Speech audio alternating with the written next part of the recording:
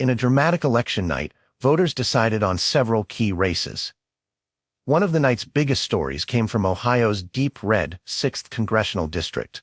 Republican Michael Rulli, a state senator and former grunge band musician, narrowly defeated Democrat Michael Kripchak by about 9 points. This was a notable overperformance for the Democrat, considering the district's long-standing conservative base. While Rulli's victory boosts the GOP's slender majority in the House of Representatives, it also highlights unexpected vulnerabilities within traditionally strong Republican areas. Rulli's background is colorful. He grew up in Ohio and played in a grunge band in college before returning to join his family's grocery business. In Congress, he plans to focus on revitalizing local manufacturing and energy sectors, continuing the work of his predecessor, Bill Johnson. The Ohio race had unusually low turnout, which election analyst Dave Wasserman attributed to disengagement among typically reliable Republican voters. This low turnout allowed the Democrats to perform significantly better than expected, raising questions about voter enthusiasm leading into the November elections. In South Carolina, the primary race for Rep. Nancy Mace was closely watched.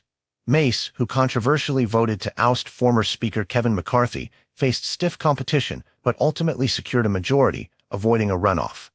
Former South Carolina state official Catherine Templeton failed to unseat Mace, despite significant support from groups aligned with McCarthy. GOP divisions were on full display in another South Carolina primary, where Rep. William Timmons faced a tough challenge. Timmons, who has a solid conservative record, barely triumphed over State Rep. Adam Morgan, who attacked Timmons for not being conservative enough. Timmons' narrow victory showcases the internal rifts within the Republican Party and hints at possible difficulties in maintaining unity moving forward. In another noteworthy race, Nevada's Senate seat also drew attention.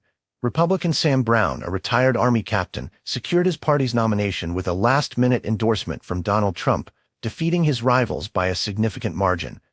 Brown's victory sets up a competitive battle against incumbent Senator Jackie Rosen in November.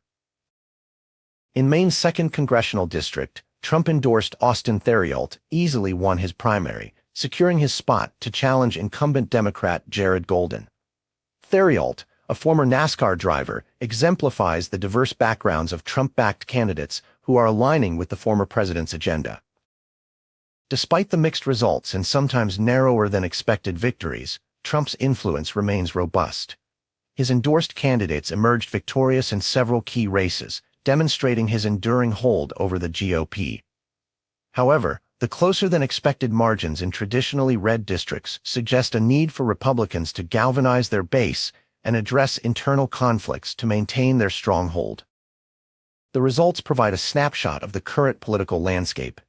Republicans must navigate internal divisions and low voter turnout challenges, while Democrats seem increasingly competitive, even in GOP strongholds. These dynamics will undoubtedly shape the November elections, which promise to be fiercely contested.